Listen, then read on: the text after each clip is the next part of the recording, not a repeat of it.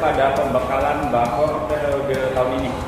Baik, tentu tujuannya tidak lain tidak bukan ini adalah improvement sebenarnya. Improvement terkaitan dengan pembentukan Bakor di periode-periode sebelumnya. Karena memang pembentukan Bakor di periode sebelumnya adalah berdasarkan pendekatan dan langsung penunjukan, setelah itu langsung dilantik. Nah, dalam konsep yang di periode ini 2022-2025 kita pengen mempersiapkan atau pembentukan Bakor ini benar-benar adalah Bakor nantinya itu adalah Bakor yang betul-betul siap. Betul-betul siap dalam artian di awal kita sudah melaksanakan yang namanya fit and proper test. Dengan tujuan fit and proper test ini adalah untuk mengetahui kebutuhan dari calon-calon Bakor. Nah, setelah kita mengetahui kebutuhannya satu dan yang lainnya, kita tentu untuk pemantapan bahwa Bakor ini betul-betul siap menjadi melaksanakan tugas dan tanggung jawab sebagai Bakor ke depan, tentu kita kasih dulu pembekalan di awal sebelum pelantikan. Ya, tujuannya tidak lain tidak bukan adalah itu gitu. Agar benar-benar si Bakor 2022-2025 itu merupakan Bakor yang di awal sudah tahu betul tugas dan tanggung jawab ke depan. Tidak nanti pada saat penunjukannya adalah pendekatan terus langsung dilantik, tahu-tahu kaget atau bahkan gagap. Saya ngapain nih Bakor, harusnya bagaimana dan lain sebagainya. Bahkan konsep materi hari ini pun kita konsepkan yang di awal adalah Bung Gonzales tadi, yang kemarin di sesi-sesi berikut adalah Bung Hermansyah. Kita betul-betul mengetahui secara garis besar ada perkembangan serikat dari tahun 2007 dan lain sebagainya sampai dengan saat ini. Kondisi jumlah konfederasi, jumlah federasi dan seterusnya.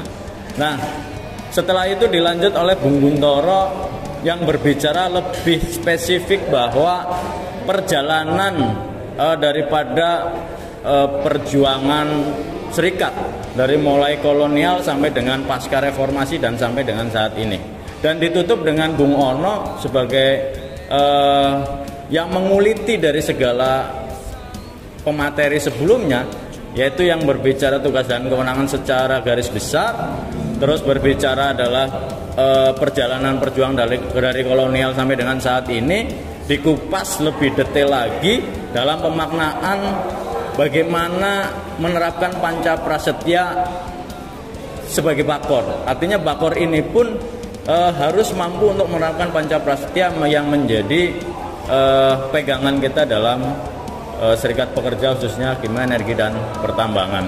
Saya rasa itu tujuannya tidak muluk-muluk, sesederhana itu, namun memang juga ini serius, tidak main-main.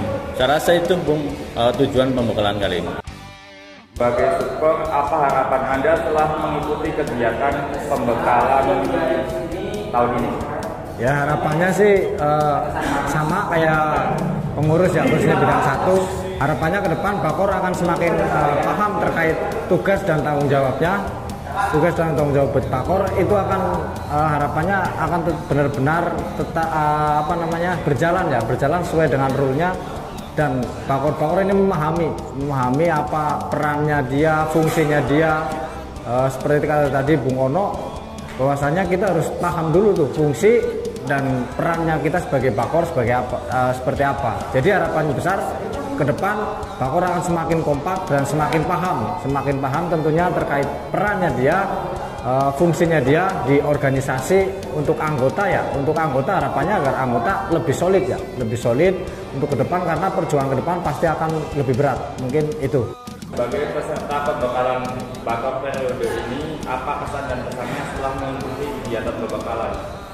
Kesan dan pesannya yaitu adalah terkait masalah pembekalan ini.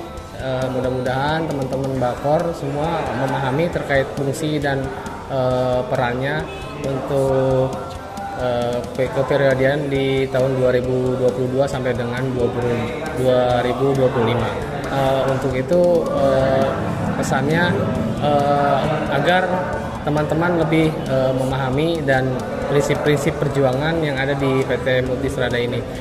Untuk kesannya saya amat sangat bangga terhadap pendidikan ini. Semoga kedepannya ada pendidikan berkelanjutan agar teman-teman semua bisa lebih berkualitas di kebakaran di periode yang akan datang.